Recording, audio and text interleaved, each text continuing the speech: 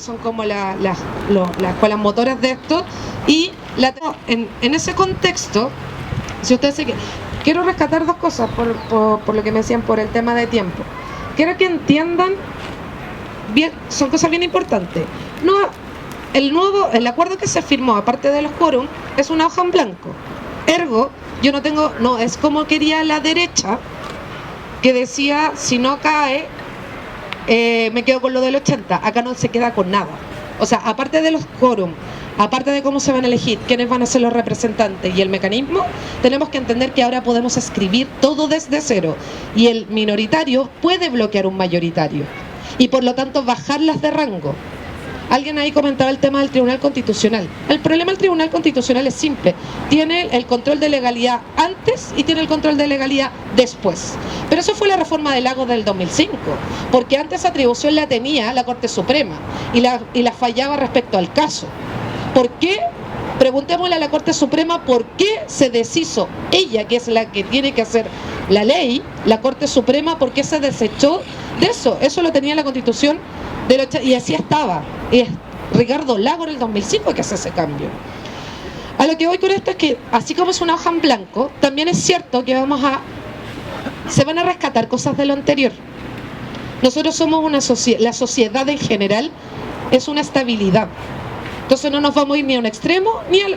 El problema que tenemos son los extremos. La Constitución del 80 está presa porque la hizo un tercio. Y si nosotros lo viéramos en otros lugares de Latinoamérica, que a diferencia de lo que pasa con Bolivia, también pasa lo mismo. De izquierda, y entonces nos llaman a los totalitarismos.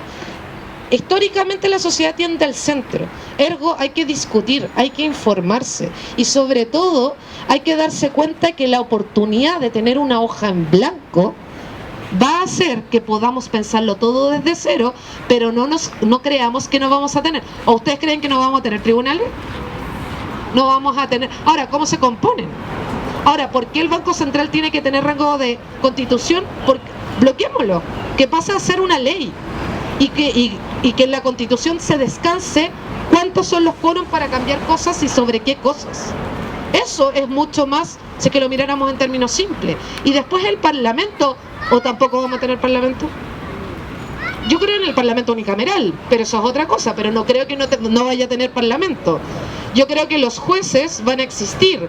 Podríamos hablar que a lo mejor ciertos jueces se pudieran elegir, como se hace en Estados Unidos. Es un tema de debate interesante. ¿Nos acomoda a nosotros que fuese de esa manera? Es una pregunta. Son cosas que uno debería empezar a reflexionar más allá del acuerdo en sí mismo, porque nos guste o no nos guste, nosotros nos organizamos. Lo otro también que quería ser como bien abierta con el tema es respecto de los independientes. Porque los independientes, disfrazarnos de independientes, también podría ser una ganaja y Guzmán. El otro día lo hablábamos y de un profe que era el abogado de Pinochet, que siempre se me olvida el nombre, que es profe de la Chile, que ellos apelaban a los cuerpos intermedios y a esto de los sindicatos. Más allá de que los hayan disuelto y le hayan dado poca representación, los sindicatos no son neutros. Las organizaciones no son neutras, porque están compuestos por personas en esencia. Ergo, a lo mejor nos podemos llenar de 200, 300, 500 solo independientes y que después van a votar a motu propio. ¿Y quién me dice a mí que a esa persona no le están pagando? ¿Y quién me dice a mí que a lo mejor la estrategia de la derecha de fomentar tanto el independentismo en realidad sean puros UDI o puro gente de extrema que quiere influir y como estamos tan poco politizados, podemos caernos presos de eso? Entonces, yo ahí los invito también a entender qué es lo que estamos votando y cómo lo estamos votando. Y quiénes van a participar de esto. Si ustedes me preguntan a mí, yo creo que el tema de la hoja en blanco es lo inédito. Y lo otro, en el riesgo que estamos, y yo creo que eso también tenemos que entenderlo, tenemos que defender nuestra democracia. Que buena, mala o más o menos la que tenemos. Y nosotros tenemos un riesgo real.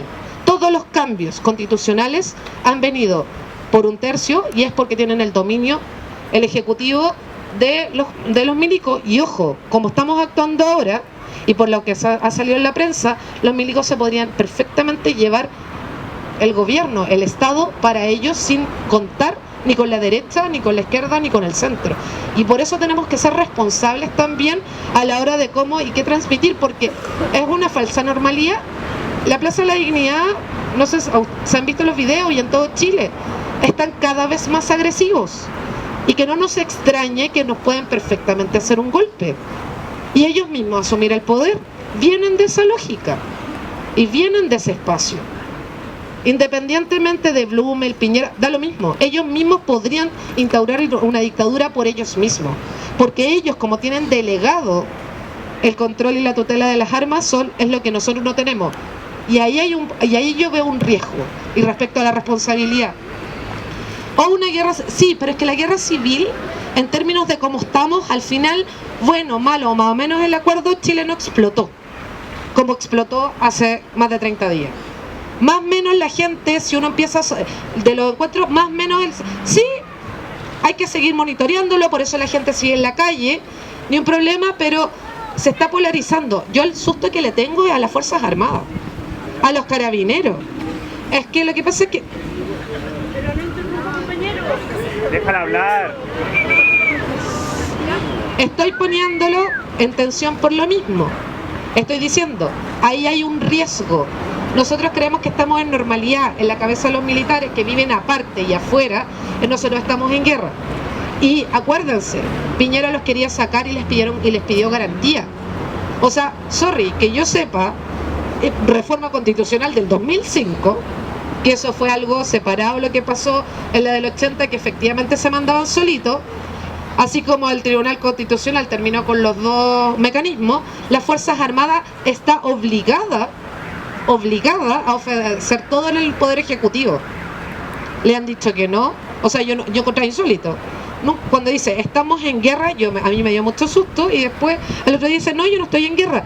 Eso no son organismos deliberantes. Qué bueno que fue sensato y nos sacó, pero lo estoy hablando en términos políticos. Eso es una insubordinación al jefe de todos ellos.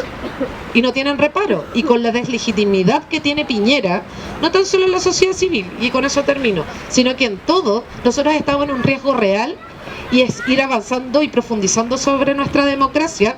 El cómo va a terminar esto es la pregunta, y yo no soy futuróloga, estudio historia, pero la historia a mí me dice que los procesos en Chile han terminado con mucha más sangre, con golpes de Estado, y con golpes de Estado siempre articulados con la derecha, pero que no nos extrañe que a lo mejor esta vez, y sorry por ser tan alarmista, pero es para que entendamos lo que se está jugando en estos minutos.